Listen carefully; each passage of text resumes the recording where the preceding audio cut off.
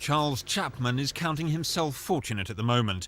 The pain in his arthritic hip has eased enough for him to be able to leave his flat in Islington. Even so, basic chores present constant difficulties. He's already had one hip replaced after a 2-year wait. He's now been waiting more than a year for the second operation. I know there are lots of people worse off than me, but quite frankly, you know, I don't think it's right that people should have to wait this length of time to have, you know, pain removed from them, quite frankly. You know. What sort of problems is it causing for you? Well, I've had severe back pains, and just before Christmas, I couldn't move. I couldn't sit down. I couldn't get up. And I've been like that. I was like that for about 6 weeks, really bad. A mile away lives 83-year-old Eric Colton. He's been waiting 18 months for an operation to cure a hernia problem, which restricts his lifestyle.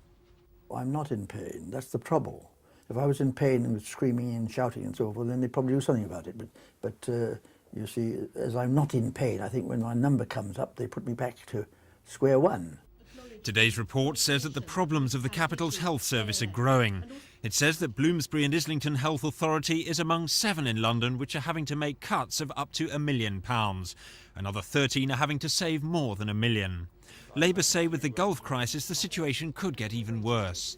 There's nothing inevitable about the problems we've got at the moment. They're caused by underfunding. What we need is the government to seriously consider this report, recognise the problems, stop burying its head in the sand and act before it's too late. Because what we don't want to see is the Gulf casualties come in and then the services for everybody else to descend into chaos. The fact is they're treating more patients, their waiting lists are coming down, and they're doing some excellent work. Above all, getting the health service better managed. A kind of stop-go, overspending, clamping down isn't good for patients, isn't good for professionals. We want a strong health service that matches the money to the work done.